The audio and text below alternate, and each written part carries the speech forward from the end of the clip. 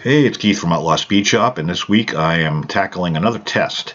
Last week I tested the Create Text paints over Bear diecast. This week I am doing some Citadel paints, and I'm doing a 70 Challenger, and I had done them before with the monoblock wheels, probably a couple months back. You can check in the videos. And I wanted to use the same thing, but I had like 8 sets of wheels I wanted to try out on this, and I ended up screwing it up completely on the wheels.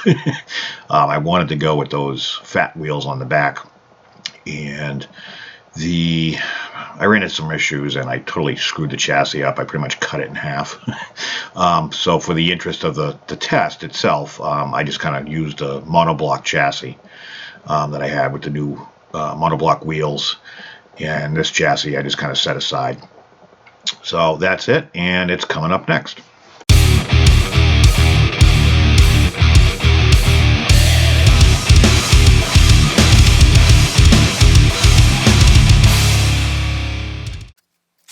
All right, so with any project, I started off by drilling out the base, which is kind of a moot point because I ended up using the other base. But with any car, especially with the plastic bases, you just got to be a little careful because it doesn't take much for your drill to slip.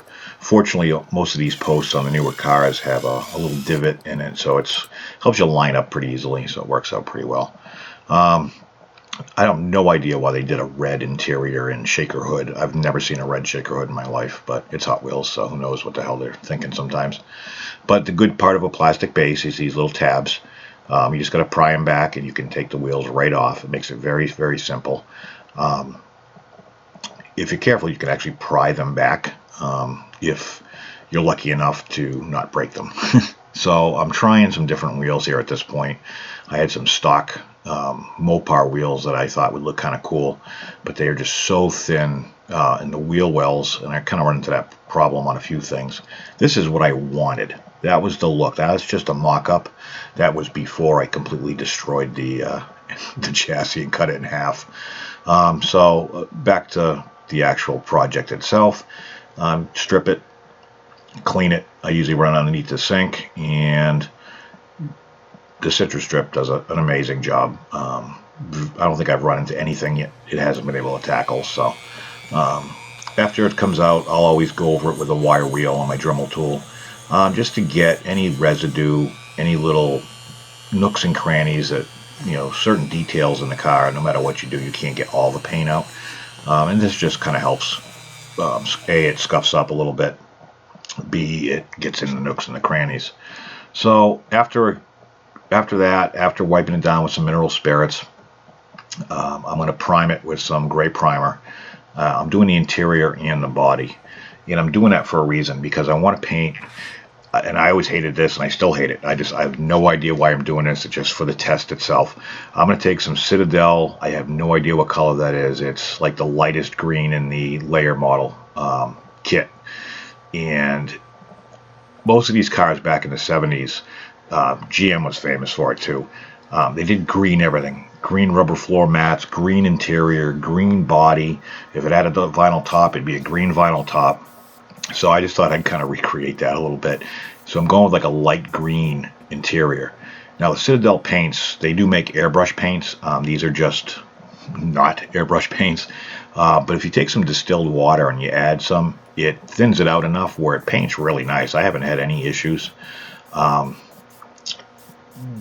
Goes on fairly smooth. It does dry quickly on the tip, so you got to pay kind of attention, and you got to clean the tip once or twice in the process. Depends how quick you are.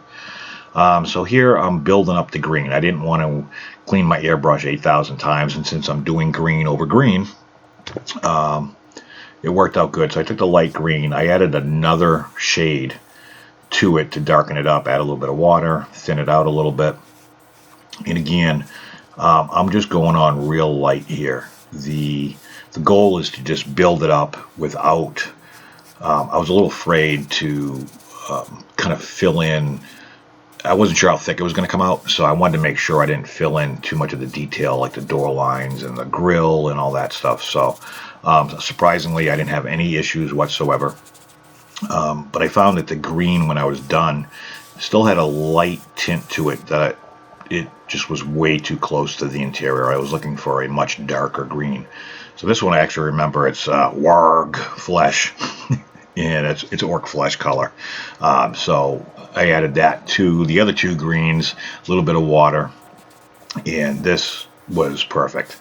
This was nice and dark. It was the green, the shade of green I was looking for. It's not like a forest. It's kind of, I don't know, pea green, I guess you could call it, like pea the food, not the other pea.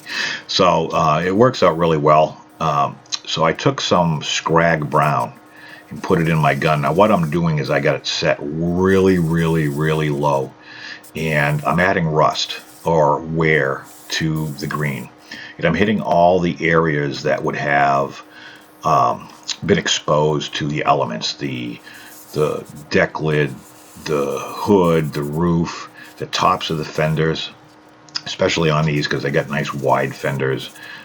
They're always prone. I mean, the whole cars would rust out normally, but you know, to get that look. And again, I'm just experimenting. I'm hoping somebody can kind of, you know, there's 8,000 ways to weather, and this is just like one of many. It's just a quick way of doing things. And I end up going back with some colored pencils and touching it up some more. But you can see the effect really gives, I think it came out really, really, it looks a little darker than what it actually is, but it looks really, really good. So then I'll go over it with some matte clear because I don't want a shiny finish at all.